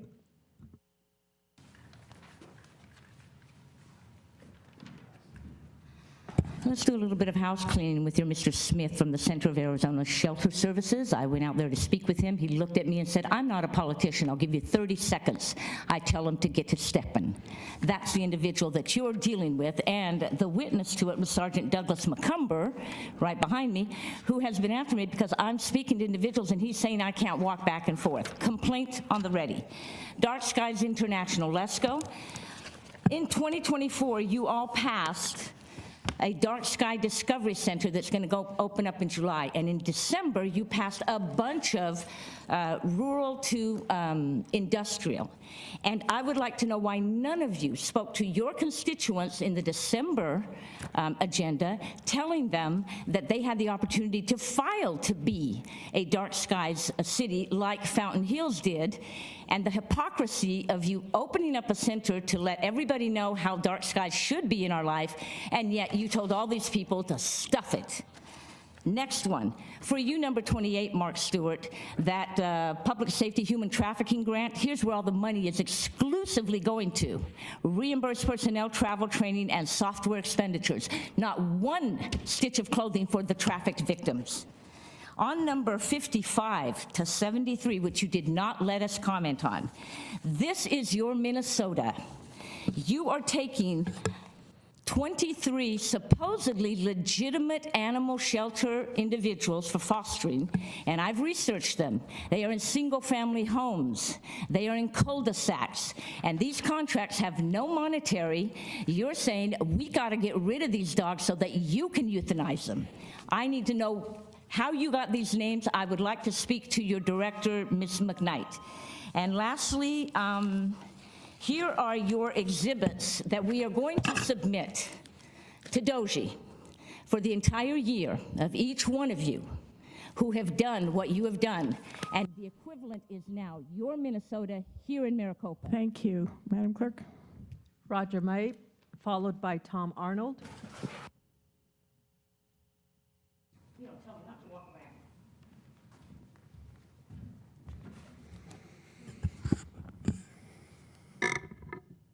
Welcome, sir. Thank you. My name is Roger Mabe. Members of the board, I want to put something very practical on the record.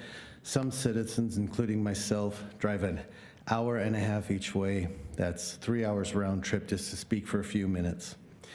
If we're lucky, we may get to speak 3 times. That's 6 minutes for a total of a half a day of travel. If the rules change or the chair limits comments, that becomes 2 minutes. Exactly what happened today. I was prepared to speak on item number 6.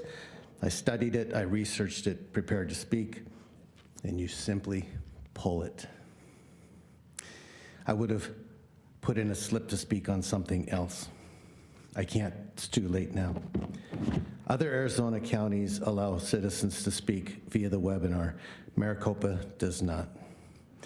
This disproportionately impacts rural residents, seniors, working families, and people with disabilities. Decisions are made in this room that affect people 25 years into the future, yet they are denied a voice because of the distance or mobility. Look at how many people are not here. This is a huge county. I can't believe it. Webinar access is not a luxury. It's a reasonable and modern accommodation, and it's used to be allowed here. Please explain why you removed it and why it has not been restored. The First Amendment is cited to justify leaving inappropriate material in children's libraries, yet it is restricted when us citizens want to speak here. At the same time, we are asked to trust systems, including voting machines, without transparency. That contradiction deserves scrutiny. You need to change this thing. I should give you my fuel bill for the year. You wouldn't like it.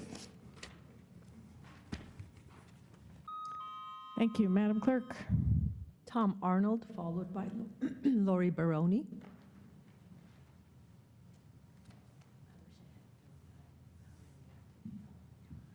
Welcome, sir. Good morning. I would like to be able to trust each of you, and I would hope that you would like for me to be able to trust you. One thing about elections, when I first started coming here, I was in your district, and Mr. Hickman, yeah. I met him after the meeting, and he said, give me a call anytime, I'll speak with you. And I did. I reached out several times, and I always got his aid. And he said, what do you want to speak to Mr. Hickman about? And I told him something about election integrity. And he said after all the investigation that was done by Maricopa County, that the elections were totally above board. And I normally don't watch legacy media, but on Facebook, I saw this thing. It was dated November 7, 2025. 2 boxes of uncounted ballots found in days after Maricopa County's election. I may not be able to get through all this. Maricopa County election workers discovered Friday morning 2 sealed boxes of ballots that were mistakenly not returned on the night of Tuesday's election. I'm assuming this was last year. I won't be able to get through. There was one more paragraph. Again, when I've got one man telling me it's all above board and I would like to trust him, and I see something like this, it makes me wonder. Thank you, Madam Clerk. Next up, Lori Baroni, followed by Joe Hopp. All right, I'm going to go back to what I started to say last time that I was interrupted, and I would just like to point out that Debbie Lesko, you stated in congress.gov on an article that you participated in on 3/11/25, you stated that you were proud to announce that Samantha Stelp is now appointed to the Parks and Rec Advisory Committee for CD4, and I'd like to know how that does not violate anti-nepotism rules. I'd like a real answer on that one, actually. Also, those 4 budget items will be voted on at 1 o'clock today. Why are they not being discussed during public meetings? I would like to know, because you left some over from yesterday from another meeting. You're going to continue some budget discussions. And by the way, is it really $5 billion this year? You got a whole nother $1 billion over last year? How'd that happen? I also want to address this, that this addresses regards access, not ideology. At the January 10th meeting, Ruthie, a woman in a wheelchair, arrived to participate and had to leave before the meeting even began because she couldn't access the restrooms in time. So she had to leave. She came prepared to speak, followed the rules, and yet the system failed her. Through ADA violations, she was not able to stay to speak as she had wished. When public participation is structured so narrowly, no webinar, limited speaking windows, meetings that stretch for hours, the result is predictable. People with disabilities are excluded. The board uses webinar access as we witnessed today. 4 people, they each got 3 minutes. And you granted it. I'm hoping that's going to be setting precedent for the rest of the public who would like to use webinars. But the general public, usually including those with mobility challenges, are denied. Equal protection does not mean you can watch later on YouTube. It means equal opportunity to be heard in real time on matters that affect our lives. We also have grave concerns. Thank you. Madam Clerk. Madam Chair. Mr. Stewart. Thank you. Jen, what's the public access to the Excuse me. meetings? I think today? that's a good question, Mr. Stewart, but I think it's important that we not have discussion on public participation because it's not on the agenda. Could we have that discussion? Will you have that discussion later, Chair, please? I just was curious what our timeline is and public I access to the understand, meeting but later today. it's not on the agenda. Thank you. Thank you. Madam Clerk. Next up, Joe Hoff, followed by Leslie Shepard.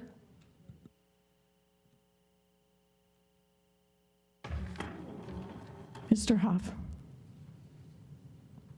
Chairman and members of the board, today we are speaking only because the requested agenda items were not pulled, despite their scope, cost, and long-term public impact. These remaining items, real estate transfers, utility easements, flood control agreements, and appointments, may appear administrative, but each one carries lasting consequences for taxpayers, property rights, and county authority. What is most concerning of how little of this the public can meaningfully address. Maricopa County is the 3rd largest county in the United States, yet the public is barred from speaking remotely, even though this board routinely participates by webinar. This is not equal access. That is suppression of the governing authorities, the people. The Arizona Constitution begins with, all political power is inherent in the people. When public participation is restricted to in-person endurance while officials attend remotely, that balance of power is inverted. Transparency is not optional. Participation is not a privilege. And constitutional authority does not yield to policy convenience. And sometimes I wonder if this is a county board of supervisors meeting or a performance. Thank you. Madam Clerk. Leslie Shepard, followed by Kristen Vale.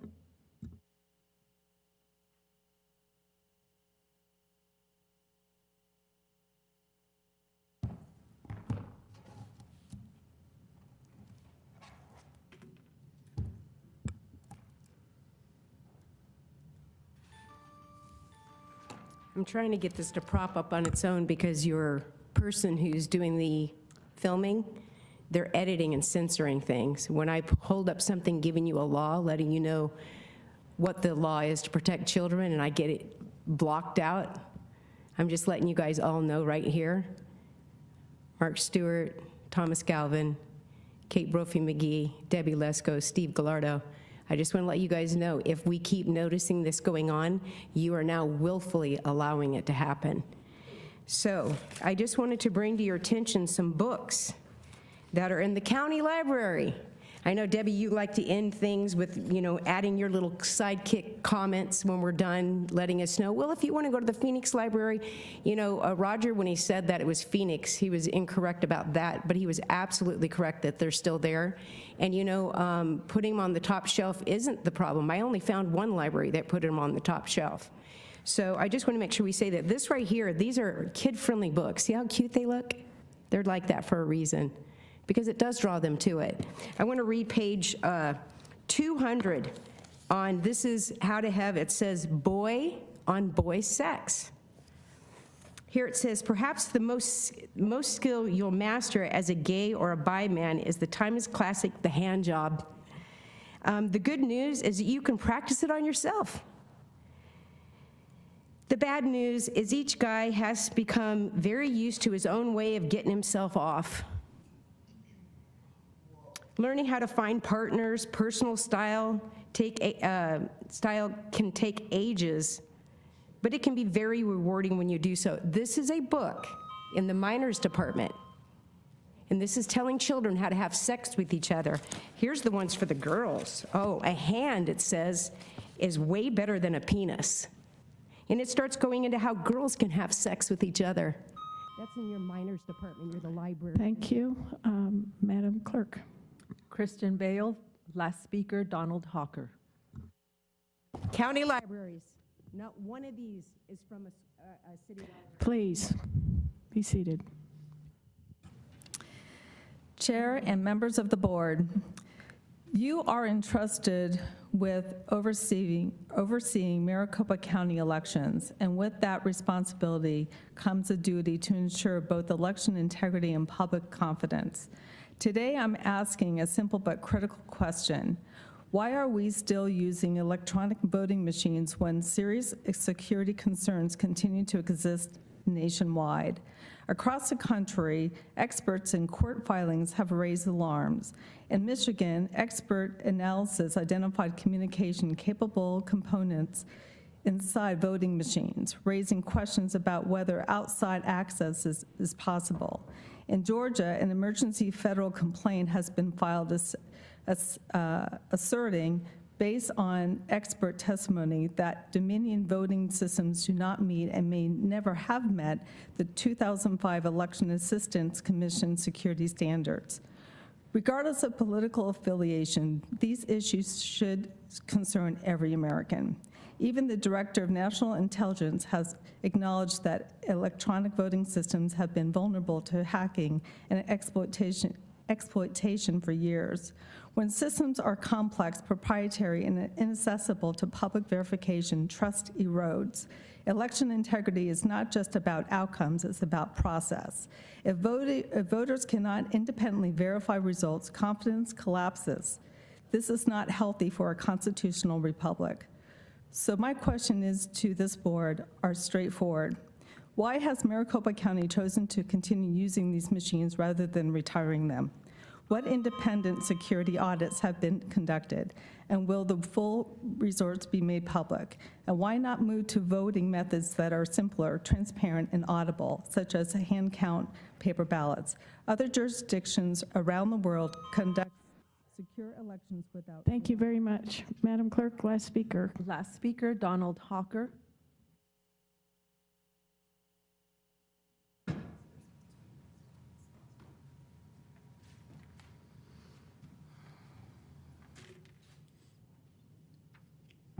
I'd like to talk. Welcome, Mr. Hawker. Yeah, thank you. Madam Chairman and members, I have to talk quickly. I'm a little slow of speech like Moses. After the November election, I posted an article on my blog regarding some problems which were made manifest by the all-mail aspect of the election, primarily the huge number stated by the recorder at 185,000 ballots returned as undeliverable by the post office due to the recipient not residing at the address or possibly deceased. An announcement I was disturbed to notice at the canvass wasn't reacted to with any great concern, indicating the board is not interested in initiating processes to ensure not only correction of the existing problem, but providing for a functional ongoing effort to future election cycles to detect and remove names from the registration database no longer valid due to residency. While this was the first and hopefully last countywide all-mail election, there have been local all-mail elections in local districts such as my city, Tempe, where one would assume the undeliverable problem has been experienced, and one wonders where that data went and whether it's been correctly acted upon. It should have indicated that there was a problem. I have since been informed that the responsibility for this lies with the board, which has not provided the recorder with the necessary funding to correct the problem. If this is true, I would consider this extremely remiss of the board's responsibility to establish public trust of elections. Due to my understanding of your website, I was not able to send, I have a paper that I've distributed there that I tried to send, and I have not gotten any responses from. I'm only allowed to send it to my own district, but I send it to others through their staffs. That's available to the public through my blog, rightwrite.wordpress.com. That's RIGHTRITE. So I'm urging you to immediately begin the process of routinely verifying the continued existence of voters at their registered addresses. Thank you, sir. That concludes public participation, and I will go to county manager and board comments quite quickly. But first, I wanted to thank board members, Madam County Manager, and staff for a relatively smooth inaugural sailing. I wanted to also call to comment the rules of decorum, which I read before the meeting, which specifically say attendees shall remain seated during an open meeting to minimize distractions to the board or other attendees. And I will ask that that be honored going forward. And lastly, perhaps I prepared for this job by being on a school board for 10 years and being in more executive sessions and meetings with attorneys than I can count as relates to open meeting law. So I do call the public participation form of the meeting very, very tightly. Mr. Stewart, Supervisor Stewart, raised a very valid question, and I understand it, but I have learned very painfully through firsthand experience that if you go down that road, then you start discussing, and since an item wasn't on the agenda, that would most likely generate public interest, or even if it didn't, you can't go there. So I will go back and revisit with Ms. Brooke, our open meeting law attorney, so supervisors know, but I do call that quite tightly, and will probably continue to do so with respect to my board members. So let's proceed to comments. Madam County Manager. Nothing today, Chair. Thank you. Okay. Let's start from east to west, since it's been all west today. Mr. Stewart. Thank you, Madam Chair, and I appreciate the explanation, and you're correct. And you did, this is a great meeting for the first time. We can tell that you've done this before, so we appreciate that. You know, just for people that are still here, you can attend the public meeting today as we're going over budget at 1 p.m. It's upstairs. You're welcome to attend. Public participation is not accessible, but you can certainly watch online as well. And I want to thank Jamie Martin for sending me an email earlier this week about our meetings on Monday, and we're following up on her, and that's great participation. You know, we've been out and about in the new year, and Happy New Year to everyone. We've attended a number of different events, from the Tri-Cities Chambers meeting that I attended with Supervisor Galvin. We heard from a number of officials there, and just on the direction that the county and the state is going into 2026, and I think we're well on our way to another great economic year. Met with the Chandler Rotary Club, the Meet the Elected Officials event. We had, I think, 65 elected officials at the Chandler Chamber of Commerce event. Did a ribbon cutting for Hamilton High School Semiconductor Lab, which is an incredible investment. It's a testament to the sharpening of the saw that both our public schools are doing, as well as our charter schools and private schools. They're all making each other better, and I think they're creating some competition, which is healthy. And Hamilton High School is right on the track as the tip of the spear for our high technology workforce development. Greater Phoenix Chamber legislative kickoff reception was great. Saw Senate President Peterson, as well as Speaker Montenegro, and a number of other events that we attended as well. I did want to comment, we will surely miss Attorney General Mark Brnovich. He was an incredible leader in our community at a time when we needed that leadership, and he will be sorely missed. I was able to meet him a couple of times, and he truly was a statesman and somebody that we can look up to. One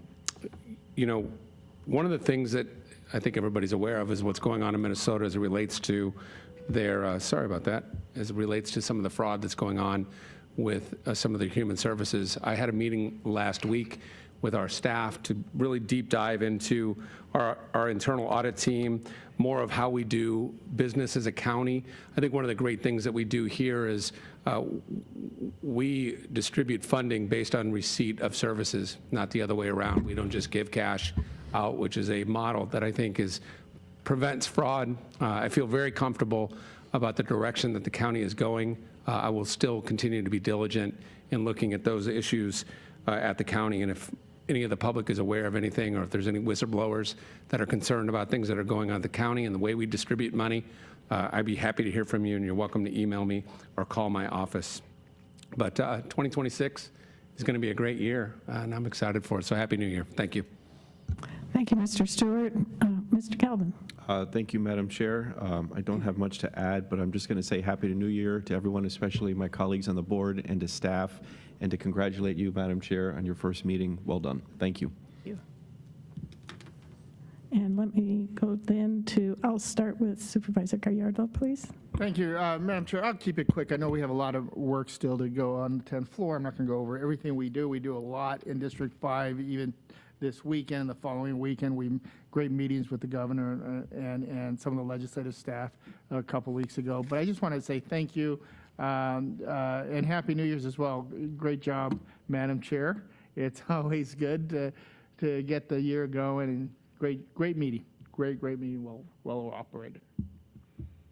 Vice Chair Lesko. Thank you. First, I'd like to congratulate you on a great first regular meeting, Madam Chair.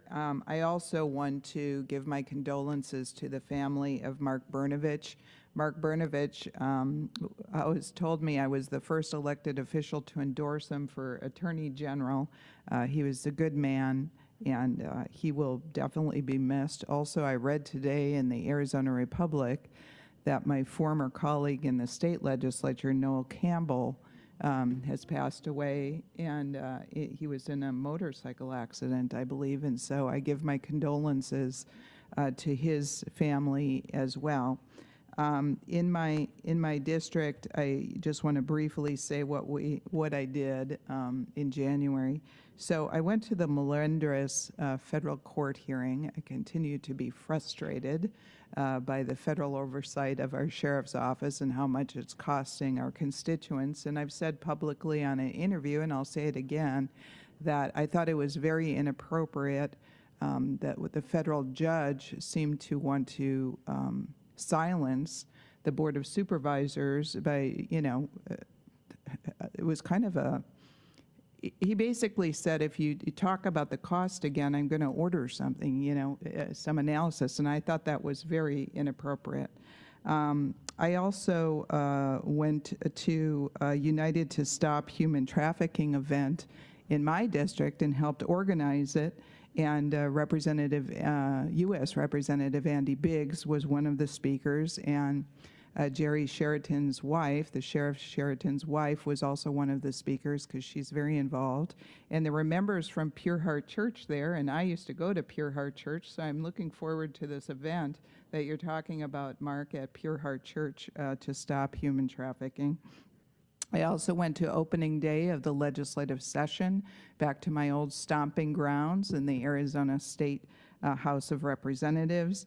Met with my senator, Senator Kevin Payne, to speak about pension reform legislation that they are doing that will impact not only our county but other counties.